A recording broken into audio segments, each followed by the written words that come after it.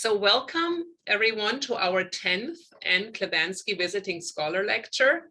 Before we get started, I would like to say a few words about the award. We created this award in the Center for Faculty Development because the COVID-19 pandemic is disproportionately affecting women, and women are also less likely to be visiting professor because of challenges related to travel. So now with COVID-19 and travel bans, most grand rounds and visiting professorships are still being conducted virtually. So we selected now 2 cohorts of Klibanski Scholars. We just selected the second one. So far, we have selected 68 women, faculty, clinicians, and postdocs as MGH who have the opportunity to be a virtual visiting professor and give a lecture at a national or international institution, which is organized by the CFD, and the scholars also receive mentoring and coaching and leadership training. The award was named after Anne Klibanski, our current CEO, president of Mass General Brigham, and she was the former director of the Center for Faculty Development and the head of the neuroendocrine unit with leadership position at the NIH and Harvard Catalyst, and she was a strong supporter and advocate for women. This is our first cohort of scholars who were selected in 2020, and our speaker today, Jingyuan Chen, is here. And these are just a couple of institutions where our scholars have lectured, and I want to highlight OHSU because our other Klibanski Scholar speaker is from OHSU. So we then created the Anne Klibanski Visiting Lecture Series to support and advance the careers of women, not just at MGH, but the entire US and abroad.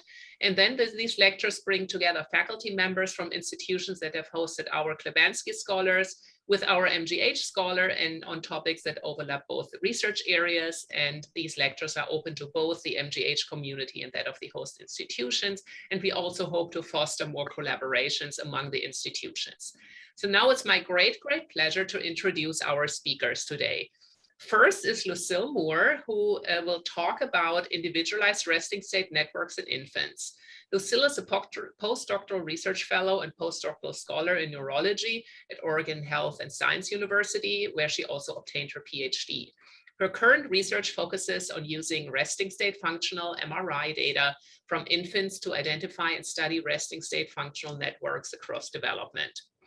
And then we have our own Jingyuan Chen, who will talk on functional PET MR imaging of resting state activity across wake and sleep. She is a biomedical engineer at the Martinos Center for Biomedical Imaging, an instructor in radiology. She was a postdoc when she received the award, what was promoted since. She received her PhD from Stanford University, and her research integrates advanced PET methods and fMRI to probe various neuronal, vascular, energetic, and neuromodulatory mechanism underlying brain functional dynamics. So without further ado, Lucille, you will be first. I will stop sharing my screen. So please take it away. Great. Thank you so much for having me today. All right. Is my screen sharing? Looks great. Great. Okay, my name is Lucille A, and I'll be discussing my work in mapping individualized resting state networks in infants.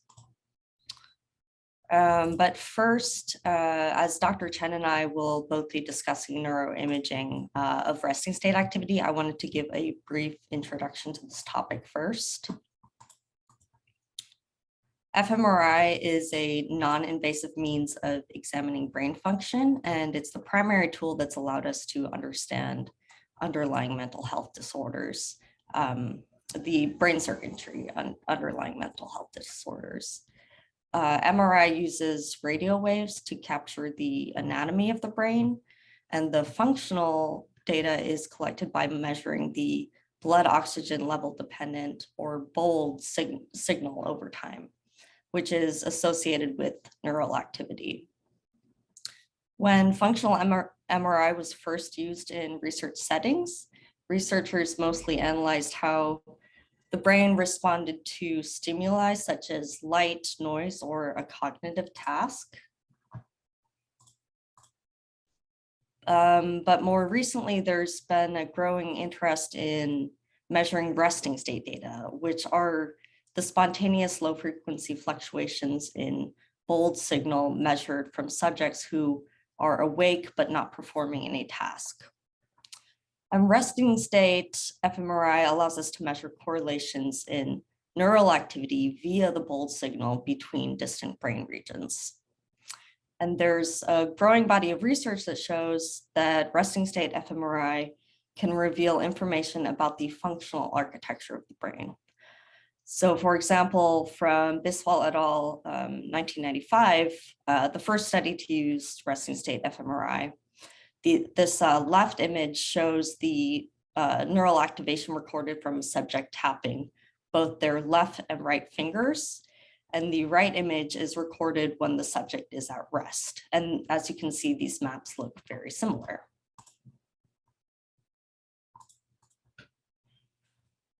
And since Biswal's paper, many studies have shown that resting state functional connectivity patterns correspond with relevant task-evoked activity. So resting state fMRI is currently used in part to understand the functional organization of the brain. It also has clinical relevance because the functional architecture of resting state activity is altered in neurologic and psychiatric diseases. So here are just a few examples from this review paper of conditions that show differences in certain resting state networks compared to healthy controls. And finally, collecting resting state data also, it allows researchers as well as clinicians to look at brain activity in children or patients who would otherwise be unable to complete long experiments or perform cognitive tasks. Okay, so back to my particular topic today, using resting state data from infants to generate individualized maps of functional networks. As I alluded to before, over the last several decades, fMRI has revealed that the brain is organized into a set of networks that integrate to support cognition and behavior.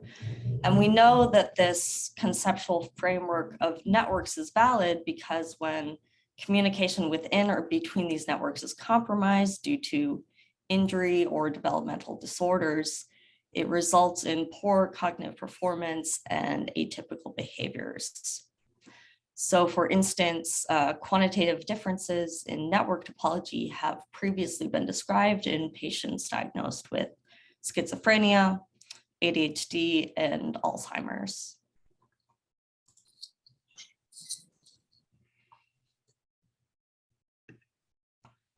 Resting state networks are functional networks comprised of regions that are cyclically co-activated at rest. And when you correlate the activity of functionally significant subregions from resting state data, as is shown on the left, you can see regions with highly correlated activity kind of pop out. And these regions are said to belong to the same network. And multiple studies in recent years have used functional MRI in combination with graph theory and machine learning to identify and map a fairly consistent set of 12 to 14 resting state networks.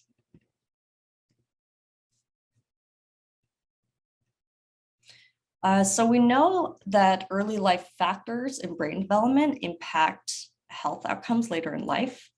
And in general, behavioral assays and task-based MRI are more and more limited the earlier the age group. So resting state MRI makes it possible to examine the development of functional brain networks beginning at birth.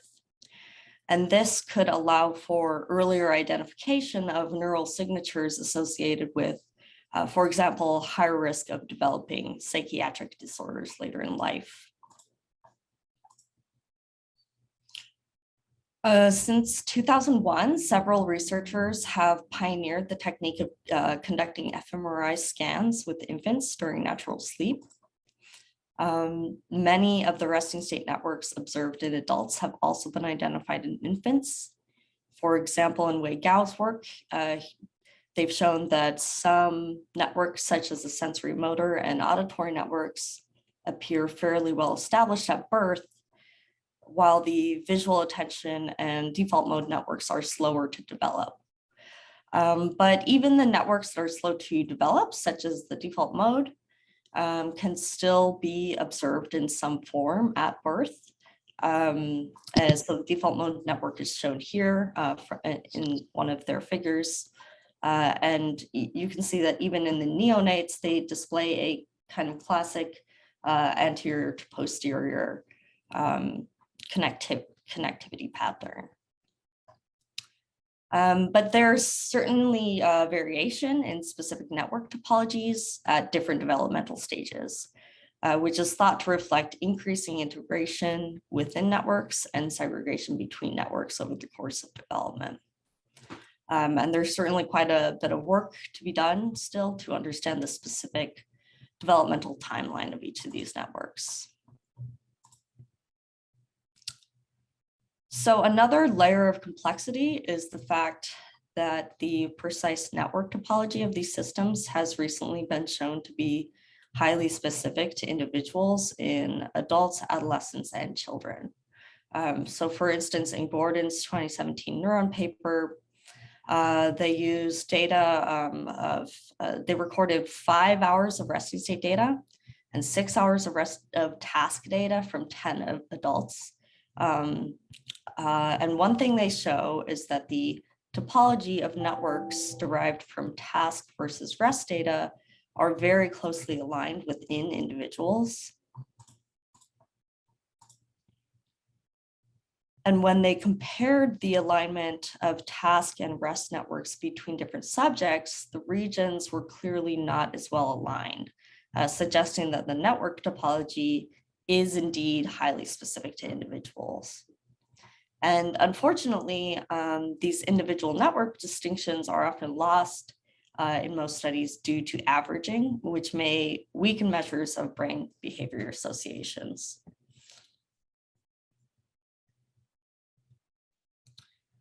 In infants, which networks are present at various stages of development and their individualized specificity are still largely open questions. And exploring these questions has been difficult because it requires a large amount of data, which is difficult to obtain in infants because infants must be sleeping during image acquisition in order to reduce motion artifacts. But even then, they still move around quite a bit. And for various reasons, their data is just inherently lower quality. So our group is exploring the possibility of using a community detection method known as template matching in order to map individualized resting state networks in infants. Compared to approaches that are purely data-driven, template matching generates individual network maps by comparing the whole brain connectivity of a single subject to a basic expected network structure. And this approach is advantageous for infants because it reduces the noise inherent to purely data-driven approaches, and therefore it requires less data to identify these networks.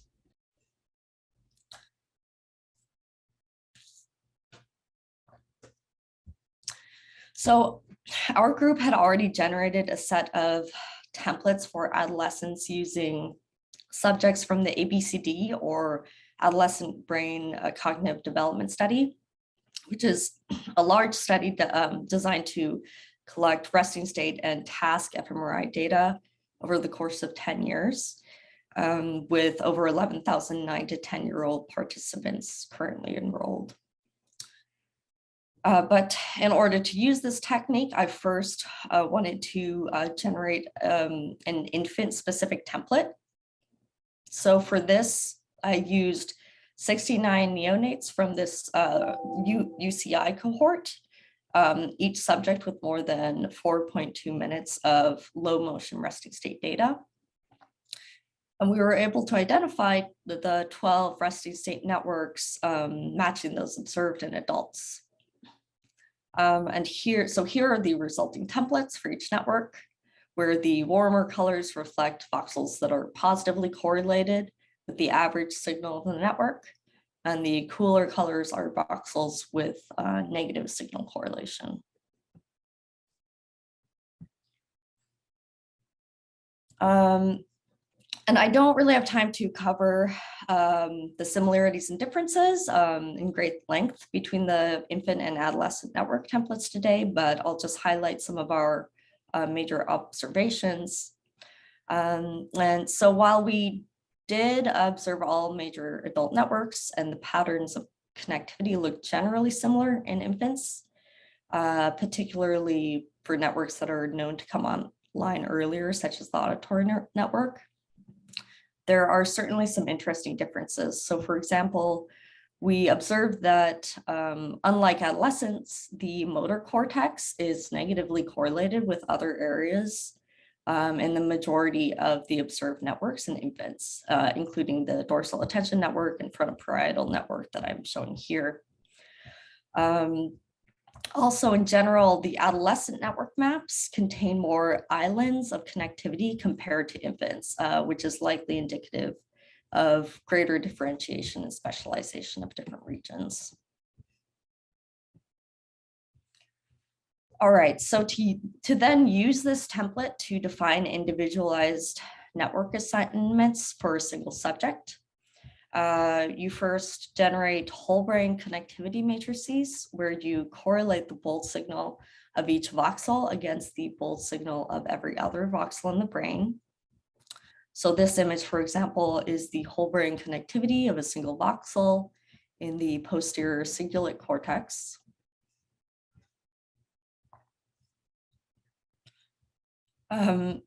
Sorry.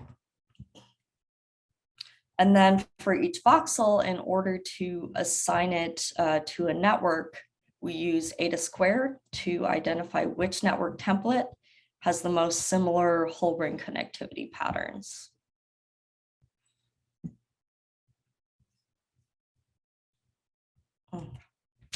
And then each voxel is assigned to whichever network its connectivity is most similar to, resulting in individualized network maps for each subject, where each voxel is assigned to one of the 12 resting state networks.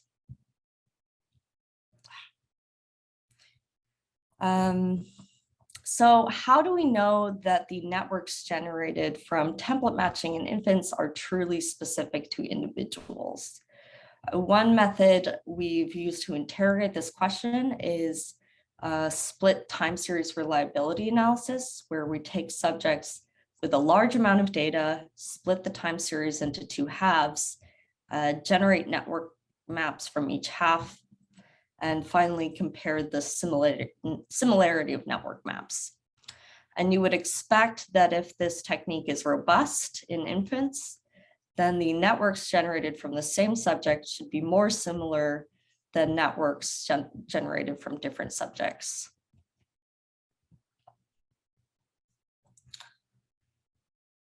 We were fortunate to be able to test the validity of the approach in two independent neonatal data sets with large amounts of resting state data, and these cohorts are called OHSU and WashU. So after selecting subjects with at least 20 minutes low motion data, the OHSU data set had 14 subjects with an average of 39 minutes of rest per subject. And the WashU data set had 26 subjects with an average of 32 minutes of low motion rest for each subject. And just for comparison, here to the right are network maps generated from the first and second half of a single 9 to 10-year-old subject taken from the ABCD study with a total of 20 minutes of low motion data.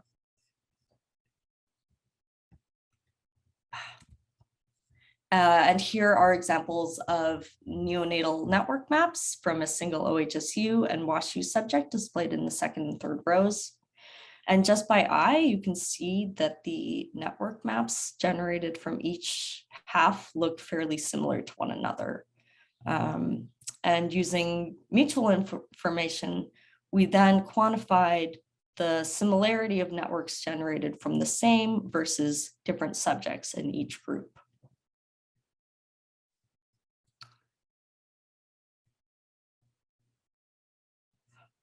So the mutual information outputs from the same and different subjects, subject comparisons are shown in orange and gray on the left. Dr. Robert Irmacio from our group has shown previously that in adolescents, shown at the top, the mutual information between same subject networks is significantly higher than from different subjects, indicating that template matching does generate individual specific networks in adolescents. And though it's less discrete, the infant data sets also show the same positive shift in the same subject mutual information compared to the null generated from different subject comparisons. And this is exciting because it suggests that, similar to adolescents, template matching effectively generates networks specific to individual subjects in infants with relatively little data compared to other techniques. And we also noted, when comparing adolescents to infants, that while the same subject mutual information is pretty consistently high, there's a significant positive shift in the null distribution. And this is interesting because it suggests that the infant brains are less differentiated from one another compared to adolescents, which aligns with our understanding of development. Okay, so an essential question is then, how many minutes of rest is required to generate stable networks?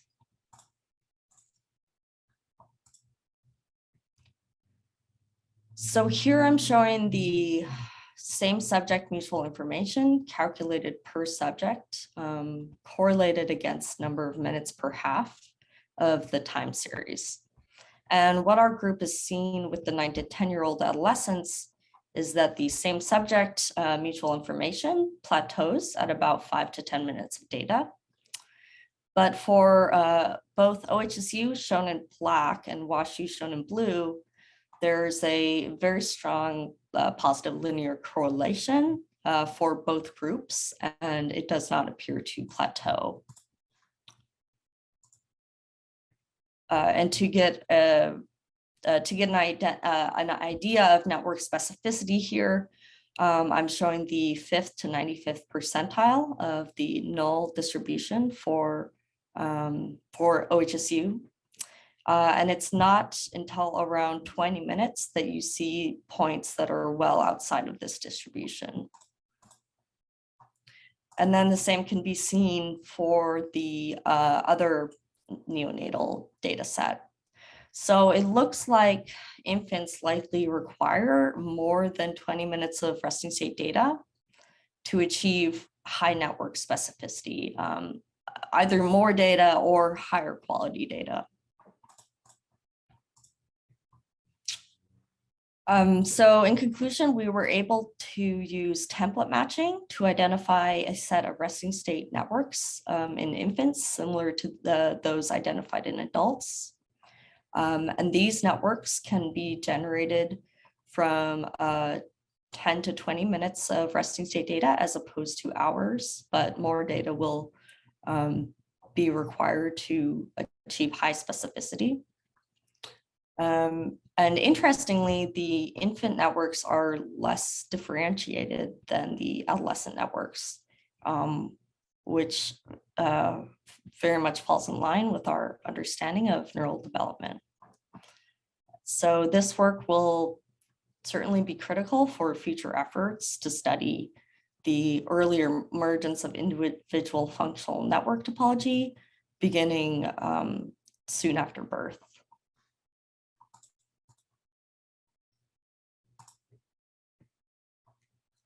I'd like to thank my mentors, Drs. Alice Graham at OHSU and Damien Fair at UMN, and all of the folks in our group who have contributed to this project. And of course, all of our collaborators who have provided these various neonatal data sets as well as important input on this project. Great. Thank you so much, Lucille. That was fantastic. We have, it's only 12:28, so we have 2 minutes and there's already been a question. So Lila, do you want to ask a question? You can unmute yourself or I can just ask it. I'm happy to ask. Hi, Lucille. I just had a quick question. Hold on. I have a camera also. I just had a quick question. So, right before you presented the template matching method, you made a statement about the huge intersubject variability. So it was a little bit surprising to me that, you went to template matching right away. So could you, just say a couple of sentences about that? And then also, I'm not familiar with these population templates in infants. Can you describe, kind of how many subjects are in there and, are they healthy controls or, what type of subjects are included? Yeah, so for the adolescent template, we included about, I think, 200 subjects. And for the infants, we included 69. And yes, they are all healthy controls. And how the template is made is that for each subject, you start by splitting the brain into 12 networks using the Gordon Atlas, which are, I know that you know, but for the purpose of the group, is a functional atlas generated using a purely data-driven community detection analysis called InfoMap. And then once the brain is mapped out, you use each network as a seed to create seed-based correlation maps, meaning that for each network, you correlate the average bold signal of that network with the bold signal of each voxel to get an idea of how strongly each region of the brain is connected to each network. So then the templates are created by averaging these seed-based correlation maps across subjects and thresholding so that only the highest points of connectivity are preserved. And yes, this is a somewhat new approach. So the adolescent templates and the infant templates are both templates that we have created. And then to your first question, I don't think I quite understood your first question.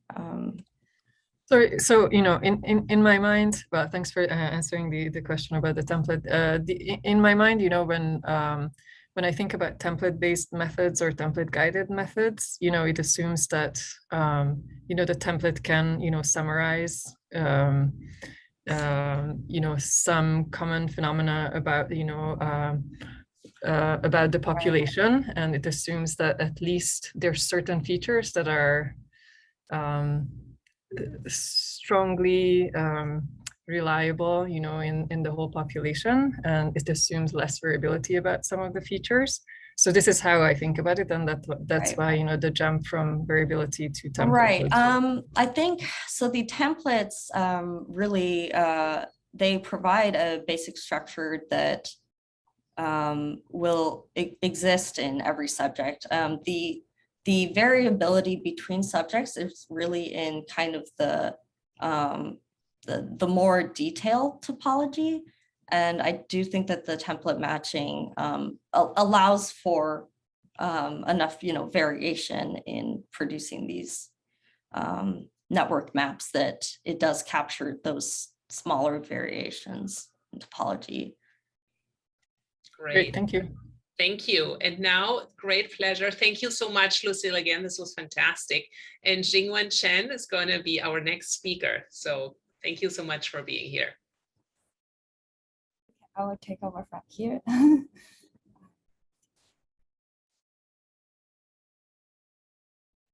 Okay, can everyone see my screen okay? Great.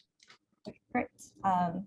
All right, I first want to thank the Anne Klibanski Scholarship for offering us the opportunity to jointly present our research on this interesting topic. And Lucy has actually given a very nice introduction of resting state activity and individualized patterns in infants. And my talk will discuss how this intrinsic brain activity alters during different brain states, particularly focusing on wake and sleep.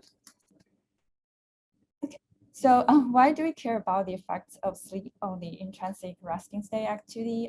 I think sleep itself just deserves a whole separate lecture, but we are interested in here the particular setting of resting state because the subject's arousal levels do undergo substantial variations over the course of a single imaging session.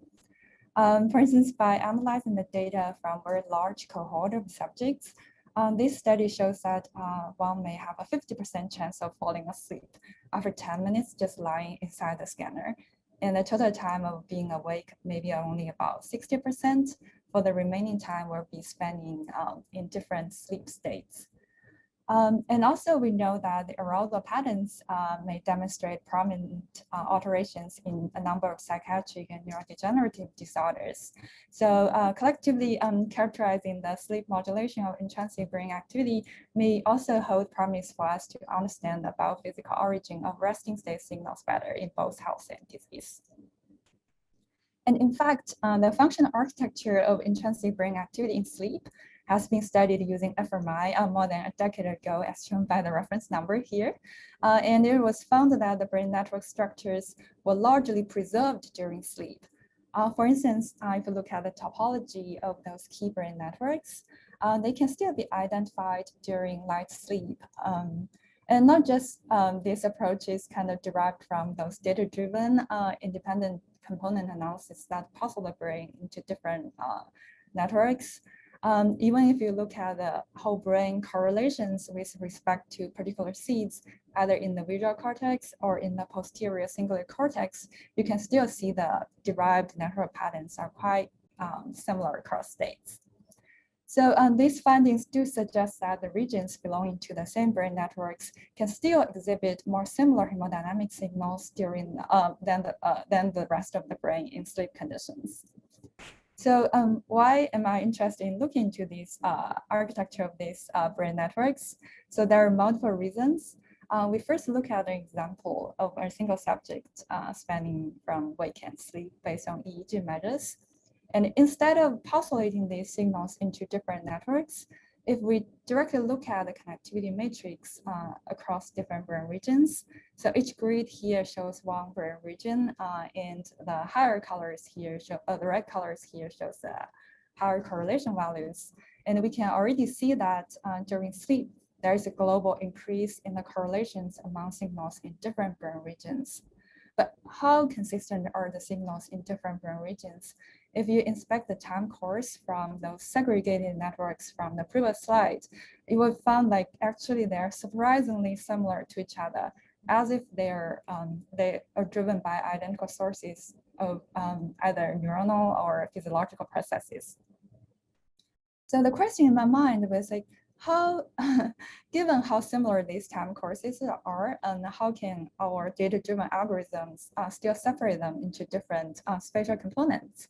So this probably asks to, how can we really interpret those brain network structures identified during the sleep conditions?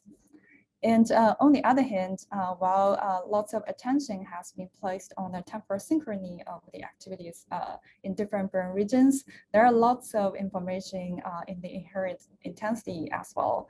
For instance, many studies have shown that during sleep, there is actually marked increase of the spontaneous fluctuations characterized in different brain regions.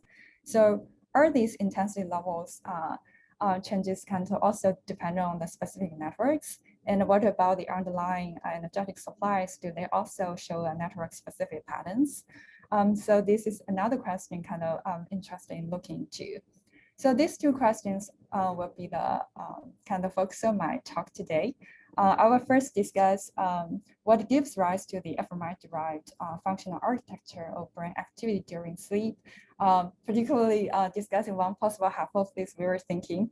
And then we will share my ongoing work that integrates simultaneous PET and MRI to characterize network-specific hemodynamic changes and glucose consumptions during sleep conditions. Okay, let's first evaluate the hypothesis on the origin of structured network patterns derived by fMRI. So The hypothesis we're having is that whether these apparent network structures may arise from the regional differences in the vascular responses. So this was motivated by an interesting study where the authors kind of administer a minor hypocapnia challenge to all the subjects, which is known to cause global responses in the fMRI signals. And then they apply data-driven approaches to classify the brain into different networks. And then actually they can identify those kind of common networks, like the default mode network looks like that, and also the attention and the visual networks. But if you look at their time course, they actually all tightly track the paradigm of the hypocapnia challenge pretty well. Looks like only there are slight changes in either shapes or their timing can already maybe related to the local vasculature can already kind of already suffice to make our algorithms think they arise from different brain networks. So this is a little bit like what we see in the sleep conditions where all the brain networks show very coherent signals. So could that be the cause for our condition as well? So regardless what might be the common origin, either global neuronal dynamics accompany sleep changes, or whether those downstream physiological changes kind of causing the global increase in the blood flow or decrease in the blood flow. But as those changes kind of filter through the very heterogeneous vascular anatomy, and they will likely cause quite heterogeneous fMRI signals in different brain regions. So could that be when you see two regions, they appear to have stronger temporal synchrony with each other, may simply because they have resembling vascular responses due to the vasculature structure here, instead of they do have like more stronger coupled neuronal activity than the other brain regions. So just to get an idea on how variable these vascular responses can be across the brain, we evaluated them in two special cases where we know the input signals. In one condition, we tracked the global fMRI dynamics driven by changes in heart rate variability that will cause beat-to-beat, related to beat-to-beat changes in the cardiac outflow, whereas also can affect the global fMRI signals. And in another settings where we capture how the respiration volume and depth change across the course of a single scan, because that relates to the entitled CO2 level, which is a potent vasodilator, which will also have global fMRI responses. So we collect these signals based on external recordings of pulse oximetry and the respiratory bellows, and use these two signals as inputs in a linear deconvolution model. So basically for different brain regions, so voxel is kind of the unit we measure the brain images. And for different brain regions, we have its time course, and we have these two input signals, and we deconvolve the voxel-wise impulse responses separately for these two processes. And to achieve enough statistical power to estimate these kind of subtle differences, we leverage the HCP big data, just a lot of data to have enough power to get a good precision for this estimation. Okay, so here shows the results. So this is a spatial temporal dynamics of fMRI responses when there's a decrease in heart rate. So the colors here shows the intensity here. And then you can see over time, there's a quite heterogeneous patterns of these dynamics across the brain. And if we apply spatial clustering to these dynamics to look at their inherent structures, you can see we can easily identify those structured and symmetric patterns in these dynamics that to some extent can mimic resting state networks. And here shows the spatially varying fMRI responses when there is a positive change in the respiratory variation. And again, you can see the consequence responses are not homogeneous across the brain. And we can still kind of identify very kind of clear structures in the rich physiological dynamics that kind of mimic those large scale brain networks. So these results suggest that due to the heterogeneous vascular anatomy, even if the signal inputs either be neuronal or common physiological processes, as it filters through this vascular tree, we may still observe apparent network structures in the resulting fMRI signals. this could be one possible reasons why we see those globally coherent signals during sleep, but our algorithms can still classify them into different brain networks. But I also want to emphasize that this may not necessarily be the only reason underlying these fMRI observations of brain network structures during sleep, because they may still arise from segregations of actual neuronal activity. It's just unclear whether that will lead to those second scale changes we see in the fMRI signals. But at least this will kind of be important for us to consider this vascular architecture in interpreting these kind of brain networks during the sleep setting or other complicated situations. Okay, so for the second part of my talk, I will kind of move beyond the connectivity analysis and share my ongoing work that uses simultaneous pattern mark to assess how the magnitudes of spontaneous activities and metabolism change during sleep. So the data were collected at the Martinos Center using a 3T Siemens scanner with a brain pad insert. We also use concurrent EEG measures just to delineate the subject's arousal levels over a 90-minute scan. And all the scans took place in the afternoon, and the subjects were partially sleep deprived the night before the scan. Their hours are kind of restricted to 4 hours. And fMRI is used to measure these hemodynamic signals.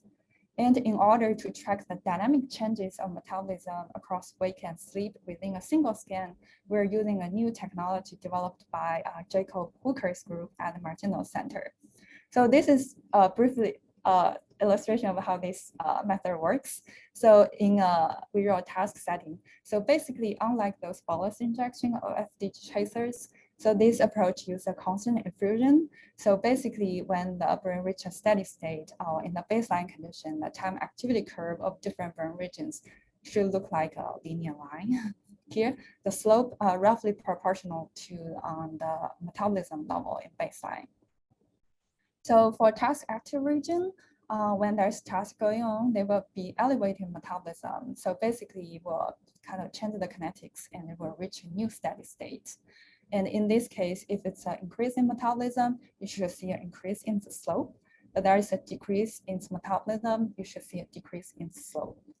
So in this case, because the subject's going through those flickering checkerboard, and compared to a control region where it's a frontal region where you see a straight line here, but in the visual region, you look at the FPET time activity curve, you can see when the subject's doing the task, there's an increased slope here. And the difference is kind of the most salient if we remove the linear trends. As you can see here, compared to baseline conditions in these regions, kind of visual cortex show an elevated slope, suggesting increased metabolism.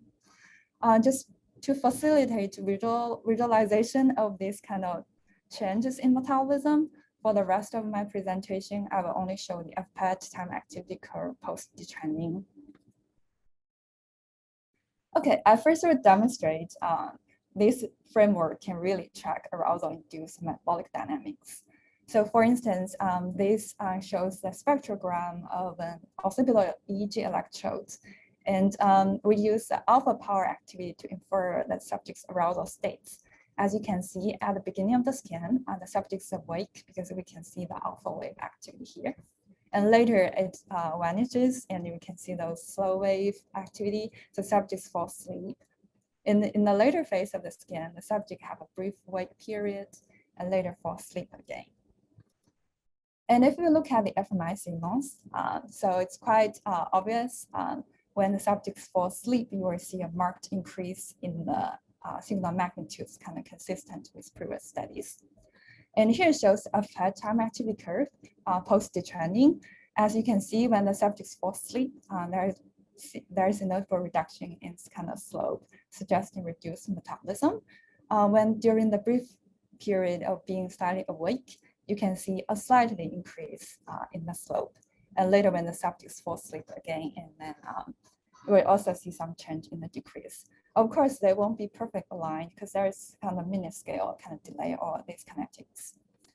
So, but basically, that suggests our framework can really track those metabolic and hemodynamic dynamics across wake and sleep within a single imaging session. Okay, and then we map the spatial distributions of altered hemodynamic and metabolic dynamics to see whether they show network-specific patterns. And for hemodynamic changes, we quantify the fractional changes in the signal magnitudes during sleep compared to the wake condition. And for the metabolic changes, we quantify the fractional changes in the signal slopes during sleep compared to the wake condition. So we currently have 15 subjects, and we're still in the process of acquiring more data in the coming months. But here shows the group level results.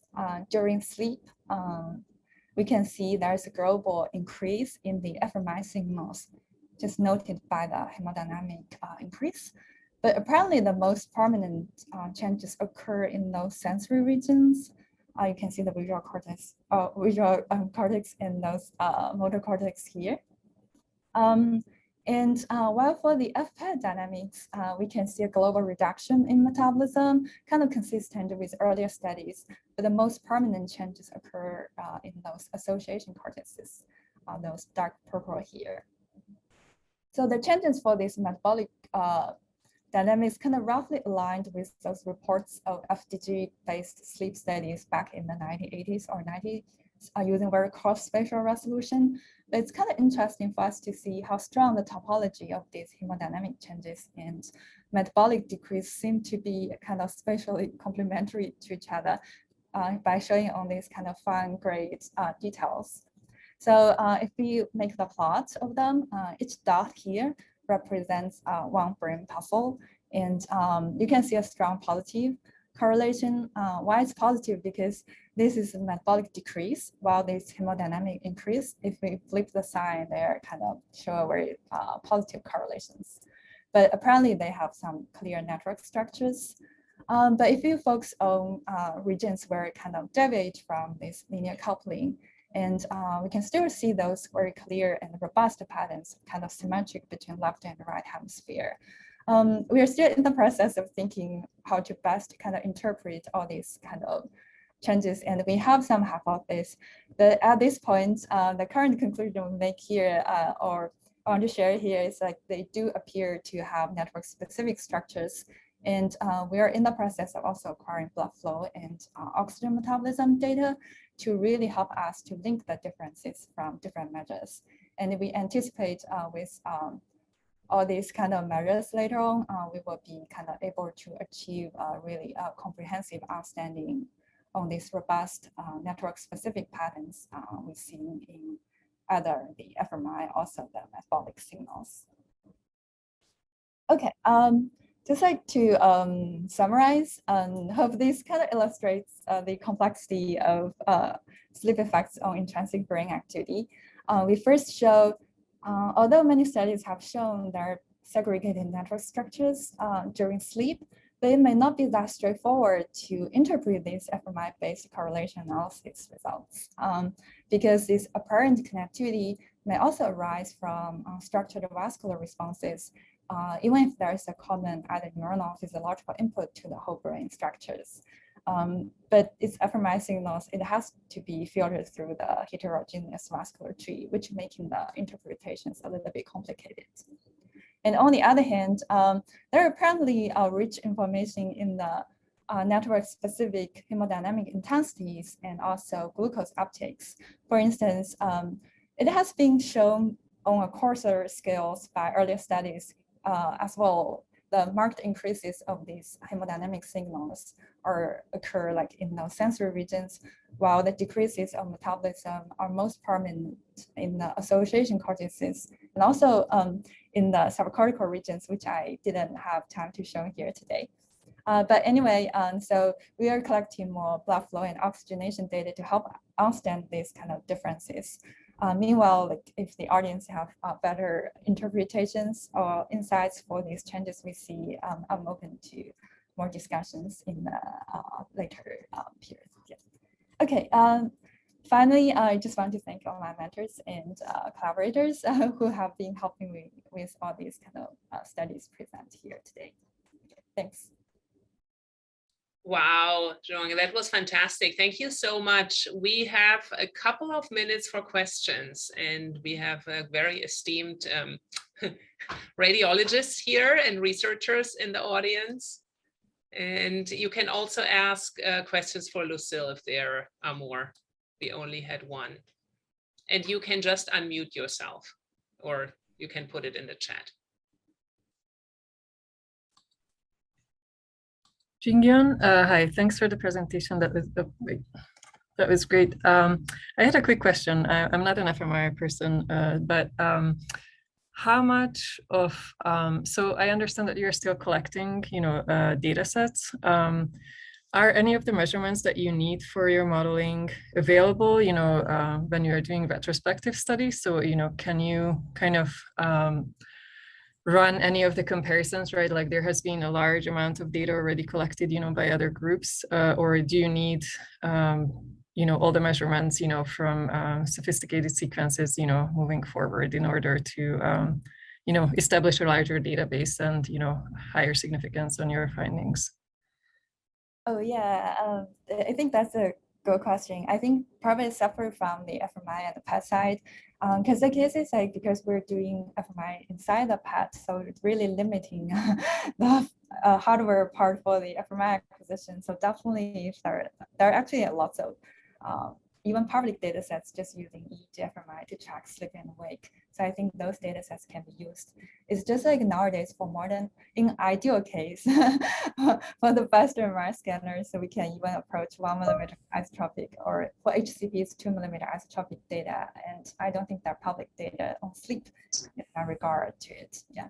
So, and also for PET side, I think it's a little bit tricky because for sleep study, I think PET-based sleep studies were kind of most common in 90s, early on before fMRI comes out. So in that time, there are lots of PET-based sleep studies. But later, I think fMRI seems to take over a bit. So that means, but over years, there are lots of advancements in PET as well. So in spatial specificity and sensitivity.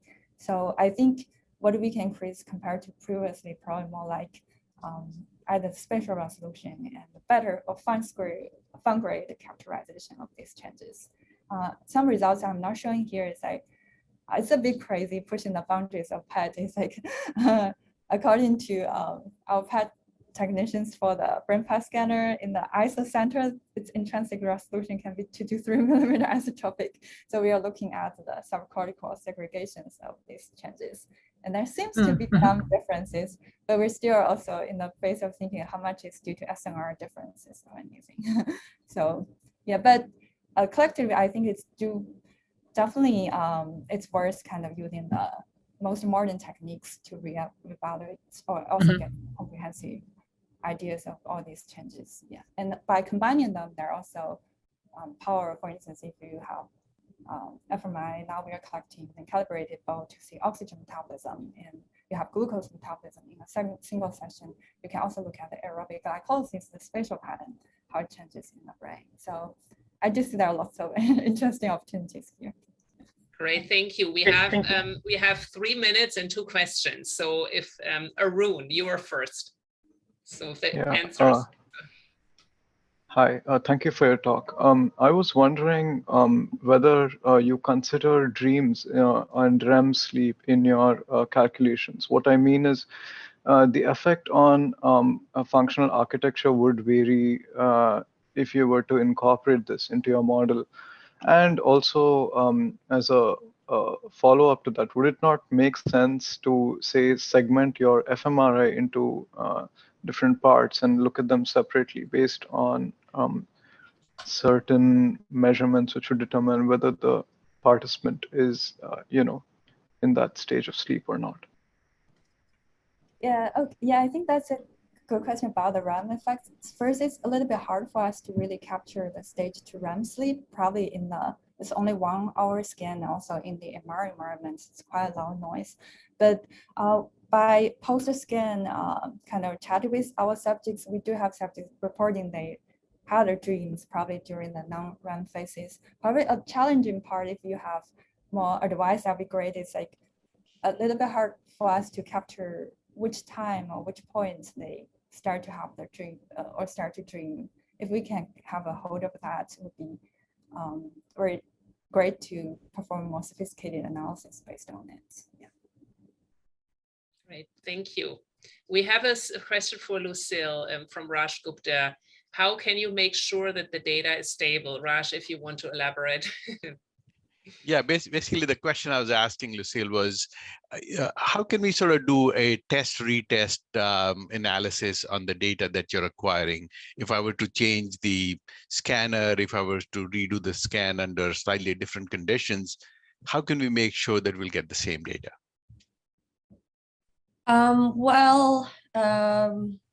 For my analysis, I was able to test in 2 independent data sets that were collected from different sites and using different sequences. So that was assuring. We also use extensive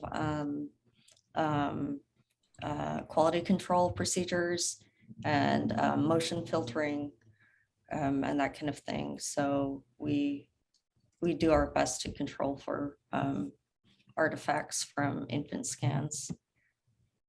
The reason I was asking this question, that in the past there have been questions raised about the whole premise of resting state and the stability of the data and the probabilities, because essentially we are looking at a probabilistic events or correlations between different portions of the brain, and nobody really knows what they mean, but we see patterns. Yeah. And so in a gestalt, the patterns kind of remain the same, but there are nuances and changes. And from that point of view, what could one as a field do in order to sort of answer that question more forcefully?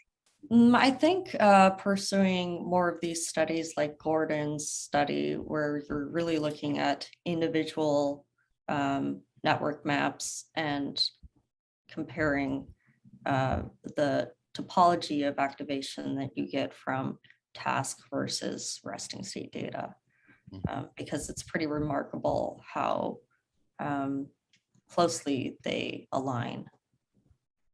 Great, thank you. It is 1 o'clock, so I would like to thank everyone. There is still one question, but maybe you can email. I would like to thank our speakers, Drs. Chen and Moore, again, for their excellent presentations. And I would like to thank all of you, all the audience, for spending the hour with us. So thank you again. Bye. Thank you. Bye.